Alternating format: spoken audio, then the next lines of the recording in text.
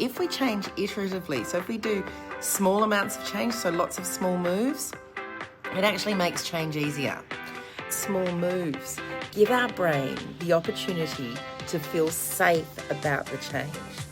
I'm Phoebe Blamey, and I am going to take you on a happy money journey. This amazing adventure will change the way that you look at your money. I'm the best-selling author of The Happy Money Journey, and I've been in financial services for over 27 years. I know there's a whole lot of anxiety and stress around money, but if you really want to change the way that you look and deal with your money, then this is the podcast for you. Listen in and let's start your journey. Hey, so today I wanted to talk a little bit about change and how we manage change and how we can actually make for really long-lasting change. And it's a subject that's come up for me quite a few times over the years, because when I started my happy money journey, it took me a long time to get the things in place, the things that are in the book and the things that are in the courses in place, so that they actually worked for me and so that they were actually serving me, because that to me was the hard bit. And the second hardest bit was sticking to it. And I guess like sticking to a diet or sticking to a course of study or sticking to any new learnings. We really do, as human beings, take a lot of time to do that. So I guess two things I wanted to talk about, maybe three. Let's just go for it. Is how we change, how hard it can be to change, and how if we change iteratively, so if we do small amounts of change, so lots of small moves, it actually makes change easier. And I was thinking about this because I'm away. I'm on a wellness retreat in Cairns. It's been absolutely sensational. I know probably look like I haven't slept for days, but it's only because I've got no makeup on. But yeah, so I'm at this wellness retreat. It's all really beautiful whole foods and lovely walks and hikes and yoga and swimming and just having the most beautiful time. And one of the things we did the other day was go on quite a long hike, or perhaps not that long, but a hike that was over a lot of ground. And there were two water holes, and you could have stopped at the first water hole, or you could have kept going to get to the water hole that had the waterfall and was more beautiful. But to get there, you had to walk over this really horrendously treacherous rock. And we didn't kind of know what to expect. So we're told that the second part of the walk was going to be harder, but not how hard and how steep coming back, and how many hills we had to walk over. And so for what looked like a very short walk was actually the hardest part of the walk and took the longest because of the terrain that we had to walk across. And we're all, not massively experienced hikers. We're probably reasonable, but not massively experienced. So doing that made me, and I was with another woman who hadn't done a lot of hiking before, and it really made me think of how we summon the courage, I guess, to do some of the harder things that we have to do in our lives. And particularly when we're faced with a challenge that is a lot harder than we think.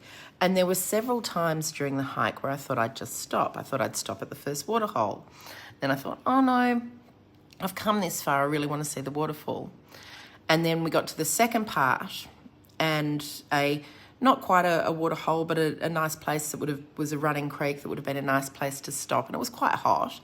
And I thought, oh no, I could just stop here. I can kind of see the waterfall out of the corner of my eye, and maybe that's enough. Maybe I can just stop here and see what I'm seeing and I'll be satisfied. And then I thought, and I could see by this stage that there was going to be a whole lot of rocky ground. And I thought, yeah, perhaps I'll keep going and see what it ends up like. And despite the fact that it was very hard, and that very last bit was particularly hard, I got there and I made it to the waterfall. And of course, this is the most obvious metaphor for how we can do hard things and push through and get through to the other side. And, the pain and suffering of walking over those rocks was worth it. It was kind of worth it, but it was worth it.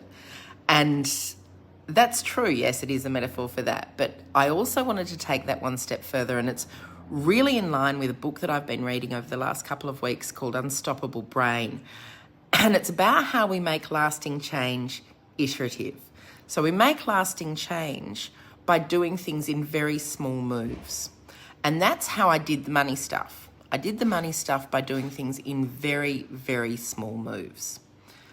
What I am saying is that small moves are an iterative learning, making everything, I guess, a learning process. It's a journey, and that's why I called it the happy money journey. It's not about being perfect. It's about when you come to hard stuff, or when you come to a difficulty in what you've been trying to teach yourself, or a new habit, or trying to get your bank accounts right, for instance, and trying to make yourself the best possible money version of yourself that you possibly can be. It gets hard, and you might want to stop, you might want to rest, but if you pay attention and if you keep going, the journey's yours. It's yours to decide, and it's yours to decide what works for you and what doesn't work for you. And once you understand that, and you understand that change isn't easy, you know that small moves give our brain the opportunity to feel safe about the change. So when you start making the change, you also start treating yourself with more respect, because you value the things that you've done. And that respect, that treating yourself better, starts leaking into other parts of your life. And one of the things I think that happened for me was I stopped drinking as much. I stopped spending so much money on takeaway food. Once that can of worms is open, once you've gone through your accounts and you've looked at them and you realize how much money you're spending on shit you don't need, the biggest difference in the world, right? It is so amazing, and it's so easy in some ways to stop it, and it's so hard in other ways, because you're starting to get your financial shit together. And when you start to get your financial shit together, you really start treating yourself better, and you start eating better, and you start living better, and you start living this really healthy lifestyle, and you start being grateful for things, and you start looking around at the world and seeing it from a position of abundance instead of scarcity and lack. And I know I talk about that all the time, but that mindset change is the biggest change that you make. But you're also teaching yourself that getting over that rocky terrain makes you stronger. It's one area of change, and then it leads to the next area of change. And as you start to change, you start to grow, you start to become this human that you possibly never thought possible. And you're doing the work that makes your world a better place. And you start to do it, others around you start to do it too. And you judge less, and you see people differently, and you see their processes differently. And if you really respect the fact that it's a learning journey, and it's not something that you need to get perfect overnight, it's something that can grow with you, and you'll change as time goes on. The amazing person that you are really comes to the forefront. You really start to feel so differently about who you are, about what you're doing, about the way that your world looks, about the way that the world works. And you let go of that idea of having to be perfect at everything from the get-go, because I see a lot of people opening a lot of bank accounts named after fire hoses and just sitting there with $1.50 in them. The real change comes not from being told what to do, not from following an instruction book, but from actually learning what works for you and not me, and what you can stick to, and what makes you feel better, and what fits in with your lifestyle.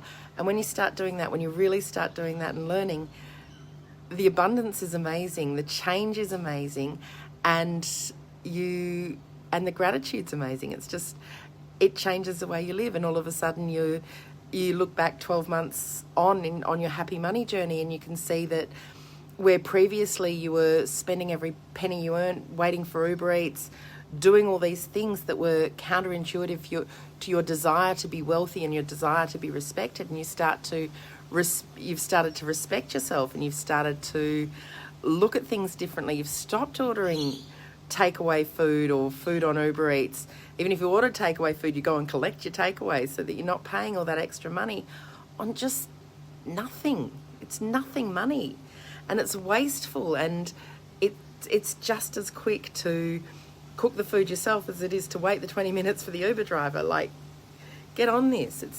It's different, and you start to see yourself differently, and then all of a sudden you've got money in the bank, and you can go on holidays that you want to go on, and you can start having little micro investment accounts, and the money in the micro investment account builds up if you don't need it for an emergency, and then the next thing, that money becomes money that you put into an ETF investment, and all of a sudden you've got $10,000, $20,000, $30,000 sitting around for you, and the next time your car blows up or the hot water service blows up or you break up with your boyfriend, you have to suddenly move out of your home, it's all easy because you've got it all there, because you did that little bit of iterative work. You walked across the hard rocks. You really spent the time making the hard decisions to keep going instead of the easy decision to stop. And because of that, all these other things started falling into place, and you became the amazing human being you were meant to become.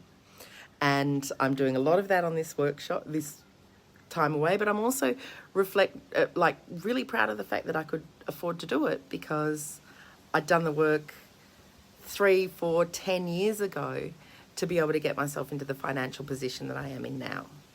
And I know you can do it too, and I know you're amazing, and thank you so much, so very much. I am so grateful to have you as a listener. Thank you, and have a great day and enjoy your journey. We pay our respects to the ancestors and elders past, present and emerging. We're grateful and honoured to live on this land and pay homage to the traditions of storytelling communities and connection to the land. Today we're recording from the traditional lands of the Wurundjeri people of the Kulin Nation. Thanks for listening to our podcast. Just a reminder to like and subscribe if you've enjoyed listening to today's podcast. And if you'd like to see more of us, you can find us at phoebeblamey.com.au, or you can find us on LinkedIn, Facebook, Instagram as The Happy Money Journey. We'd love you to get in touch with us and hear your thoughts around money and all things to do with your happy money journey. Have a great week, and we'll catch you again next time. Just a reminder that this podcast is for educational and entertainment purposes only.